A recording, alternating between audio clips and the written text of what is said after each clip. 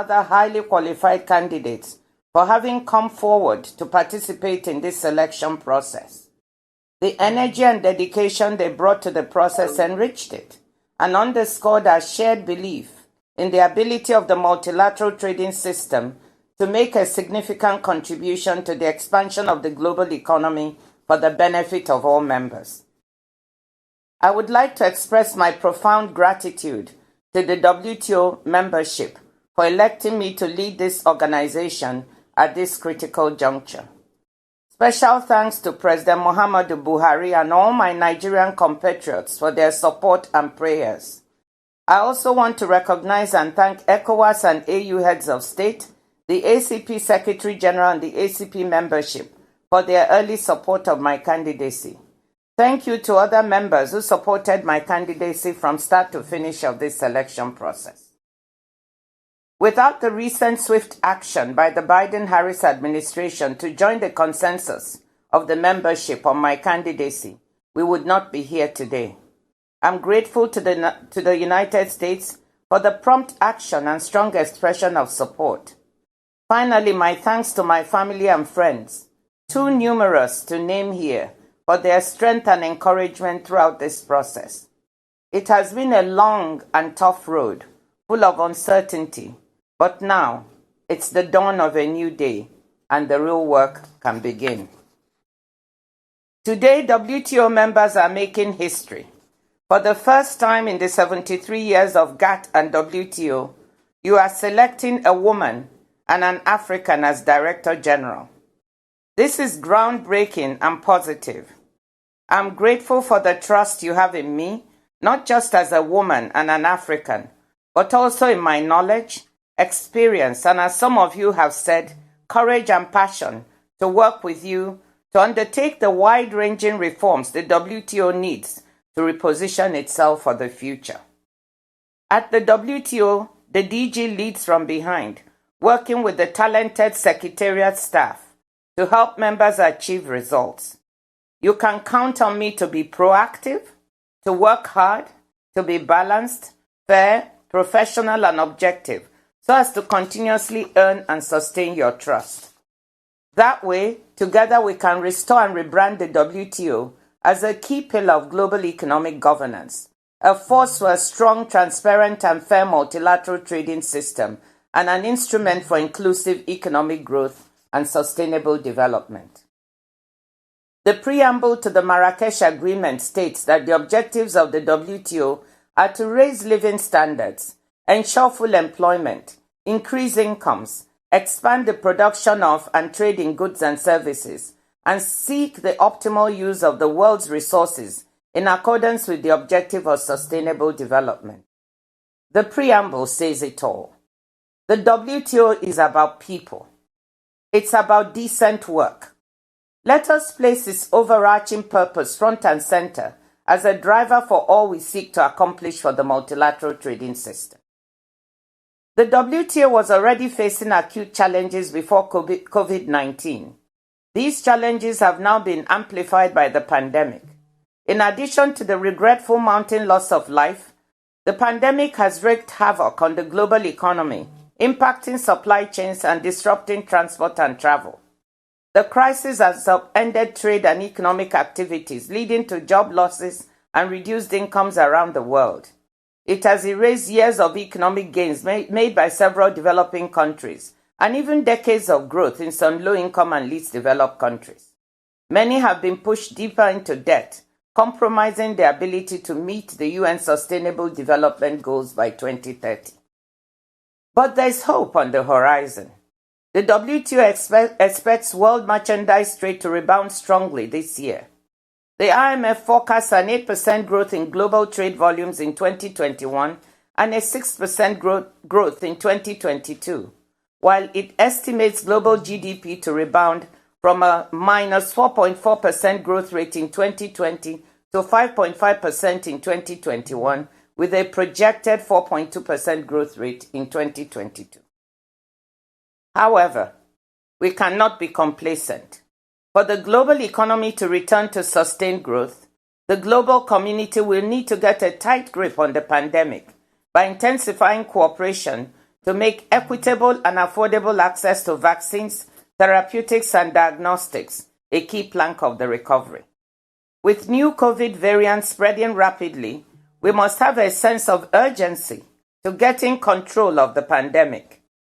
The WTO can and must play a more forceful role in exercising its monitoring function and encouraging members to minimize or remove export restrictions and prohibitions that hinder supply chains for medical goods and equipment.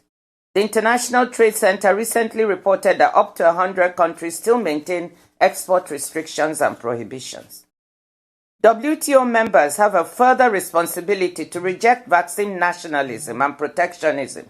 They should rather intensify cooperation on promising new vaccines, therapeutics, and diagnostics. There should be what I call a third way to broaden access through facilitating technology transfer, but within the framework of multilateral rules, so as to encourage research and innovation, while at the same time allowing licensing agreements that can help scale up manufacturing of medical products. Some pharmaceutical companies are already ahead of the game because they are doing this. AstraZeneca has licensed production in several countries and has recently declared that it's willing to look at more such arrangements. Johnson & Johnson seems willing to follow suit, looking beyond contract manufacturing to licensing agreements. The Serum Institute of India, which is set to manufacture up to 1 billion doses of vaccines, is a good example. Facilitating such arrangements will enable the WTO to support the WHO ACT Accelerator, especially the COVAX facility, to get affordable vaccines quickly to poor countries. Looking beyond this pandemic, the WTO must be proactive in strengthening cooperation with other multilateral and bilateral partners, the private sector and civil society, to set a framework for dealing with problems of the global commons, such as this pandemic. The private sector, civil society, and parliamentarians are important partners of the WTO with whom collaboration should be further nurtured going forward. WTO members agree that the organization needs reforms, but a lack of trust among members means that there is less agreement on the nature of these reforms or their sequencing. To restore its credibility, the WTO must deliver early success and results. I have already expanded above on a key area where such results are possible, that is assistance in controlling the COVID-19 pandemic through the nexus of trade and public health. Attempt C12, the success of which is a top priority for us all. We must reach agreement on some pressing issues and elaborate on work programs for others. Apart from the issues related to the pandemic, I hope we would have finalized the fisheries subsidies negotiations, leaving MC12 as the venue to conclude on modalities for implementation. I'm acutely aware that the negotiations on fisheries subsidies are difficult, but members should exercise the necessary flexibility for progress to be made on this important issue. A robust agreement would be a win-win for trade and sustainability. It will signal to the world that the WTO is back, that it is capable of concluding a multilateral agreement vital for current and future generations.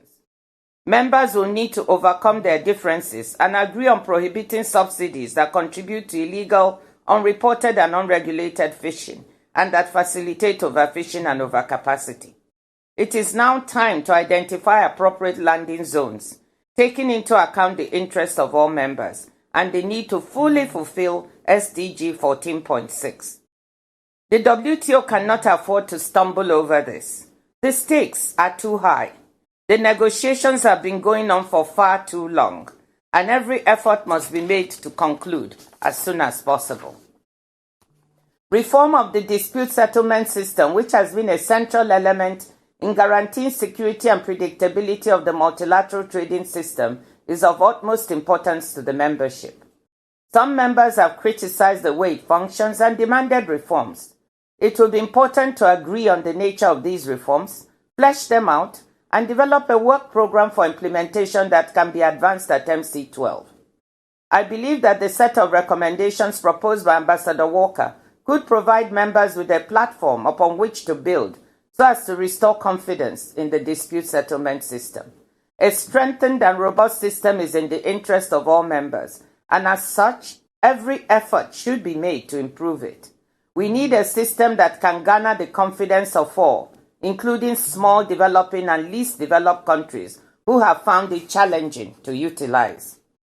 The WTO rulebook is outdated, and its rules lag behind those of several regional and bilateral trade agreements which are incorporating a lot of innovations. The rulebook must be updated to take account of 21st century realities such as e-commerce and the digital economy. The pandemic has heightened the importance and accelerated the role of e-commerce, which is expected to grow significantly in the coming years. E-commerce offers important opportunities for inclusivity of SMEs and women in international trade, especially in developing countries. To make it possible for some developing and least developed countries to participate in the e-commerce negotiations, we must partner with governments and other organizations to bridge the digital divide. Success in the e-commerce negotiations could provide an impetus for reviving more broadly the negotiations on trade in services, a sector of increasing importance in the economies of most members. Plurilateral initiatives have brought new energy in the multilateral trading system. Negotiating work on other joint statement initiatives, domestic regulation, and investment facilitation has continued fairly intensively despite the pandemic. Participants need to pursue their efforts to build support and attract interest from a significant part of the WTO membership, including from developing countries, with a view to concluding at least the domestic regulation by MC12. We should also work to ensure that the WTO best supports the green and circular economy and addresses more broadly the nexus between trade and climate change. Trade and environmental protection can be mutually reinforcing, both contributing to sustainable development. It will be important for members to reactivate and broaden the negotiations on environmental goods and services. This would help promote trust and encourage members to explore further ways in which trade can contribute positively to an improved climate. Care must, however, be taken to ensure that any disciplines are not used arbitrarily or as a disguised restriction on trade, and that they take into account the need for developing countries to be assisted to transition to the use of greener and more environmentally friendly technologies. The WTO's work in new or innovative areas does not mean that traditional topics such as agriculture are forgotten. Agriculture is particularly important for many members, including least developing countries.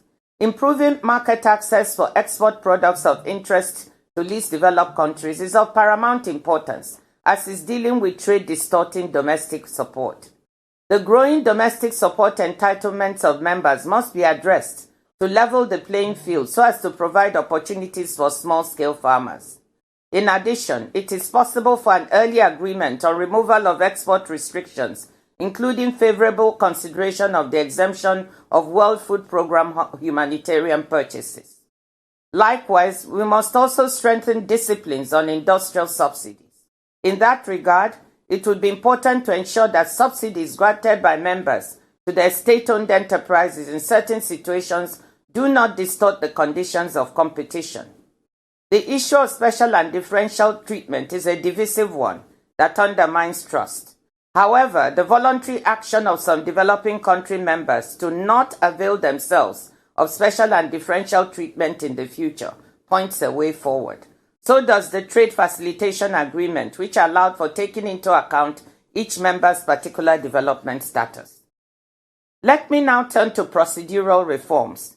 We need to look at how we can strengthen the working procedures of various WTO bodies so that they can better serve the membership. Transparency is the lifeblood of the system, and every effort should be made to assist members to meet their notification and transparency obligations. The development and streamlining of online tools, including the introduction of e-agendas, is a step in the right direction. Some WTO rules and procedures also need to be revisited, including the procedures for appointing directors general. Regarding ministerials, Article 4 of the Marrakesh Agreement provides that, quote, there shall be an MC, a ministerial composed of representatives of all members, which shall meet at least once every 2 years, close quote. In today's fast-changing, fast-paced but uncertain world, it may be opportune for members to review the frequency of ministerials to assess whether yearly meetings would allow members to better appraise the health of the multilateral trading system, surface problems, and together advance timely solutions. Furthermore, members take decisions on the basis of consensus, and rightly so, since Article 9.1 of the Marrakesh Agreement provides that, quote, the WTO shall continue the practice of decision-making by consensus, followed under the GATT, close quote. But members must be vigilant that the quest for consensus does not create situations in which welfare-enhancing innovations or approaches of benefit to the membership are frustrated. The WTO Secretariat should be strengthened to enable it to provide cutting-edge services to the membership in all relevant areas of WTO's work, including implementation, monitoring, dispute settlement, and negotiations. An important change will be to move away from the current siloed way of working to a more team-based and task-based approach. The Secretariat has to be fit for purpose, to take account of the changing dynamics of the global economy and priorities of members. Excellencies, ladies and gentlemen, let me conclude by saying that the challenges facing the WTO are numerous and tricky, but they are not insurmountable. There is hope. There is light at the end of the tunnel if we work together in a transparent manner that builds trust, builds bridges, diffuses political tensions, and encourages convergence. The pandemic and its economic fallout have highlighted the interdependence of countries, the importance of multilateralism, and the need to strengthen collaboration to achieve fair and balanced trade agreements that provide opportunities for all WTO members, particularly for the least developed countries and small island states. By working together, we can build that trust, and we can achieve a stronger, more relevant, and inclusive trading system. I'm passionate about these goals. I'm keen to support you to carry out the necessary reforms. I look forward to working closely with all of you in the coming months and years to help build the WTO that we all want. A WTO that is about people.